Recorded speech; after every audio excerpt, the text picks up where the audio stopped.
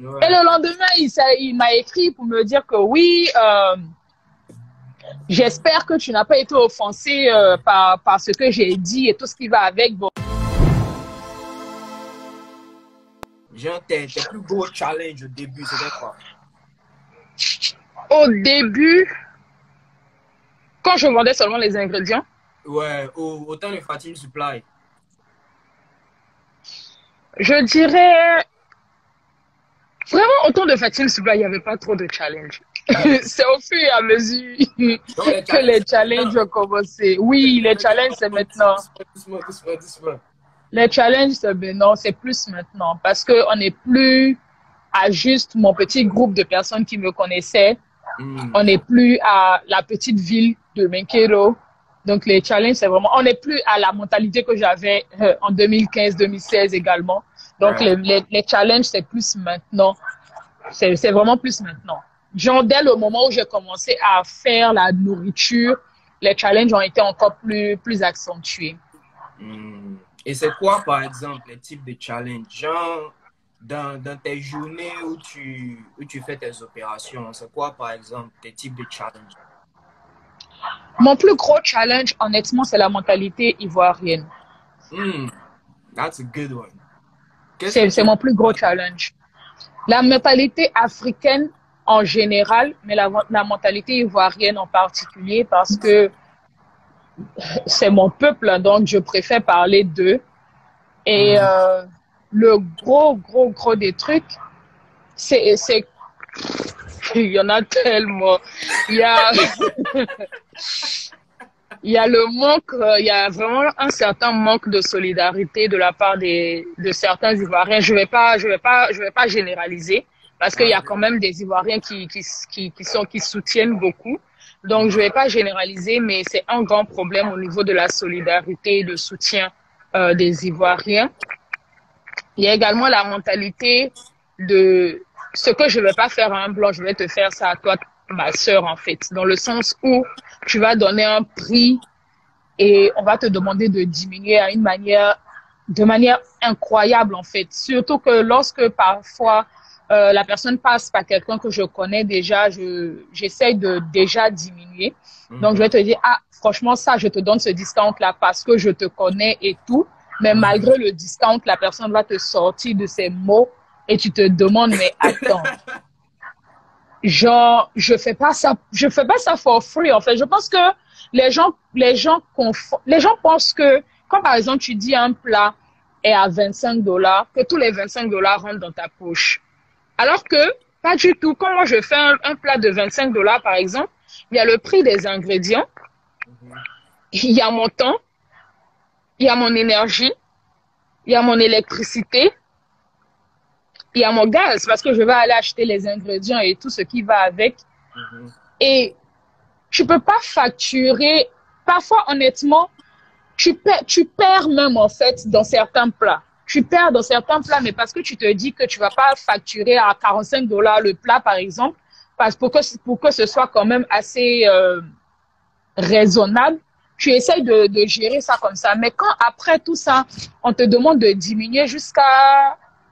Moi, honnêtement, diminuer même, c'est pas trop un souci. Ça peut être un souci où quand tu exagères, mais je veux dire que si c'est pas, si tu connais la personne et tout, tu peux essayer d'avoir un certain rabais. Mhm. D'accord. Mais tu peux pas me sortir bon, je donne un exemple. La fois passée, il y a quelqu'un qui m'a contacté pour, par le biais d'un ami que je connais bien et tout. Donc, quand il m'a contacté et tout, je lui ai donné un certain prix. Il a aimé. Et c'était vraiment short notice. C'était, je crois, le jour ou la veille. Il a vraiment aimé et tout. Je lui ai C'était pour un délivré sa plat. nourriture pour plusieurs personnes, 10 personnes. Ok. Donc, je lui ai délivré la nourriture. Ils ont adoré. Ils m'ont fait signe pour le lendemain. Je dis, OK, il n'y a pas de problème. C'était genre, euh, c'était pour un riz gras au mouton ou un truc comme ça. Mhm. Genre, c'était riz gras en tout cas. Et maintenant, il a dit que, ah, il y a un de ses amis qui est vraiment intéressé et tout par, par, par le plat et tout. et qu'il voudrait au mouton. Donc, upfront, je lui ai dit que vraiment, le mouton, c'est cher. Donc, ça sera pas le même prix que, par exemple, si tu choisis du bœuf, ou ce sera pas la même chose que si tu choisis du poulet, par exemple, parce que le poulet, ici, on sait que c'est moins cher et tout. Ça sera vraiment pas le même prix. Donc, je suis upfront, je lui dis. Il me dit que non, lui, c'est un mouton, là, il veut. Et il dit, OK, il n'y a pas de problème. Donc, je te donne le prix du mouton.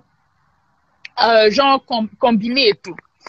Il repart vers son ami qui essaye de commander. Il me dit que, ah, vraiment, le gars dit c'est trop cher et tout ce qui va avec. Je dis, OK, il n'y a pas de problème. Je peux descendre à un certain prix. Disons que j'avais dit $160. C'était pour plusieurs personnes. $160. Il me dit que non, est-ce que je peux faire ça à $120?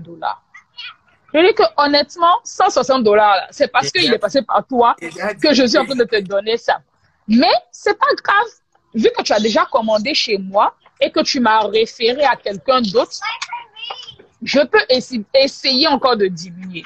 Je suis passé à $145. Il me dit non, de fait pardon, tout ça, tout ça.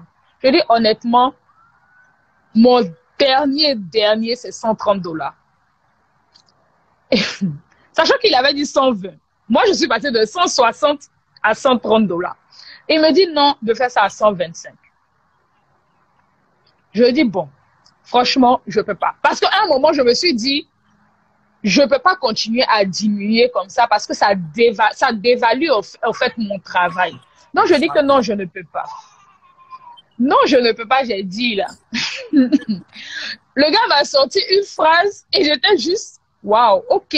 Le gars me dit, ok, donc la personne va laisser. Je dis, ok, il n'y a pas de problème et que, bon, j'espère que la prochaine fois, on va pouvoir s'entendre sur, on va pouvoir trouver un terrain d'entente. Le gars me dit,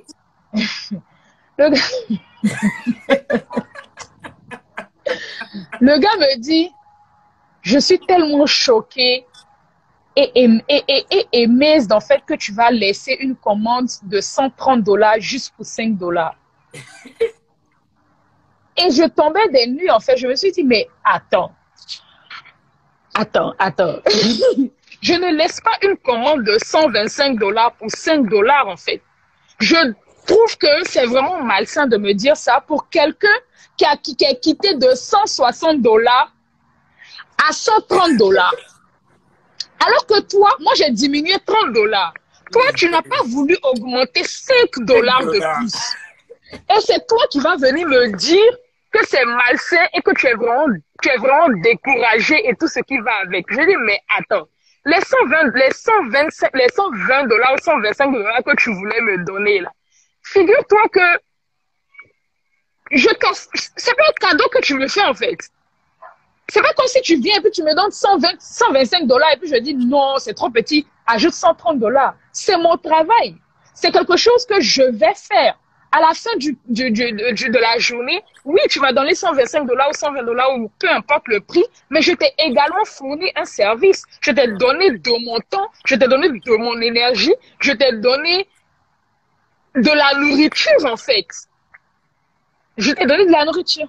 Merci Camille. Je t'ai donné de la nourriture en fait. Genre, je me dis, faut pas prendre le travail de quelqu'un pour juste de l'amusement. Et je lui ai dit, de la manière dont j'ai diminué, de la manière dont tu viens de me parler, est-ce que tu es sûr que si c'était dans un restaurant et que c'était géré par un blanc, tu aurais même eu le courage et le culot de venir ouvrir ta bouche en fait pour dire, est-ce que tu peux diminuer en fait? It doesn't make sense. Donc, je lui ai dit clairement ce que je pensais et je lui ai dit, OK, en tout cas, j'espère de manière très professionnelle, mais j'ai quand même fait passer mon message pour dire que c'est pas comme ça que ça se passe. Je sais qu'il s'est juste excusé parce qu'il voulait ajouter à sa commande.